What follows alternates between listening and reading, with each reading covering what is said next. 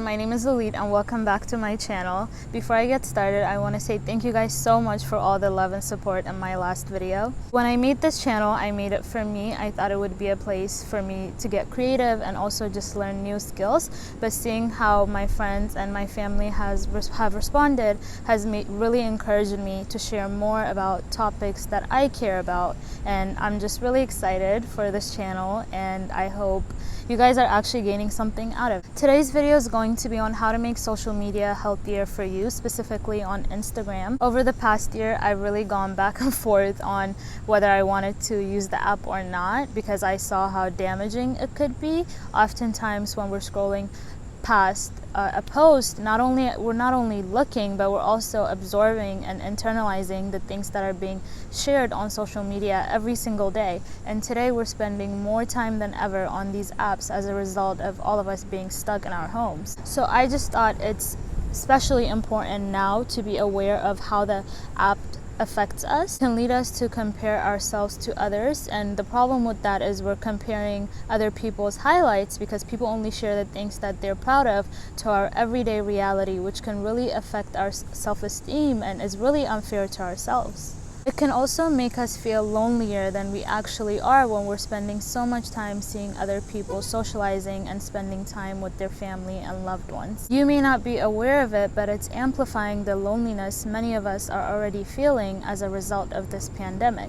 With that being said, these are some steps that I took to improve how Instagram affects my mental health, and this doesn't mean that I always have a pleasant experience and I never compare myself and I never let the app make me feel anything, but compared to what it was before, I have a much more positive experience with the app, and I hope you guys find these tips really useful. My first tip is on who to follow and who not to follow. If you're scrolling past a post and you're paying it no mind, then maybe you should reconsider following that page, because all it's doing is taking up space on your timeline and also in your brain.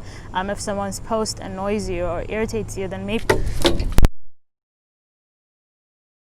try to only follow people that I know personally, even if we may not speak to each other on a daily. I don't think we gain anything from following people from following everyone we ever went to school with or worked with, and we gain nothing from keeping up with random people's lives. I also like to follow people who inspire me. These are people who overall have useful knowledge to share or who I just look up to. The challenging thing about following people we look up to, and maybe where we do have to be careful, is oftentimes we follow these people we look up to, and it can lead us to be harder on ourselves or create unrealistic expectations for ourselves. It can be entrepreneurs, artists, models, or just professionals in our dream field.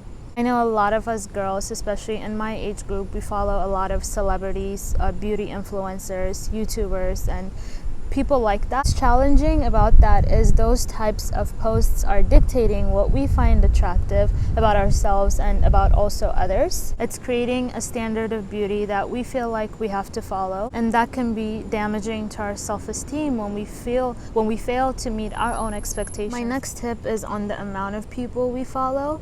We're taught when it comes to Instagram, the more the better, the more followers the better, the more likes the better.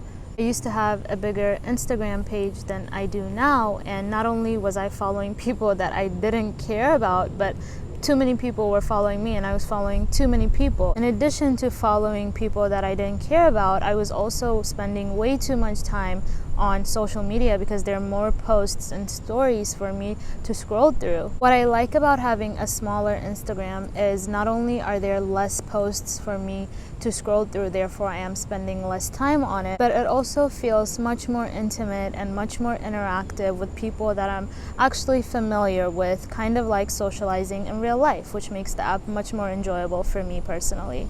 Lastly, and probably the most important tip and my favorite tip, is post the things that make you happy and you feel like are an authentic representation of yourself and your hobbies.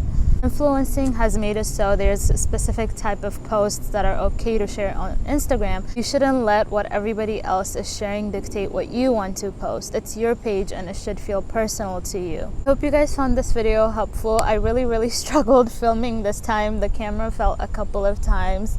the wind was just in the way. But overall, this is a topic I'm really passionate about, and I hope you guys gained something from it. If you like this video, make sure you like, comment, subscribe to hear about how you guys balance using social media with your mental health. Thank you so much for watching, and I'll see you guys in my next video.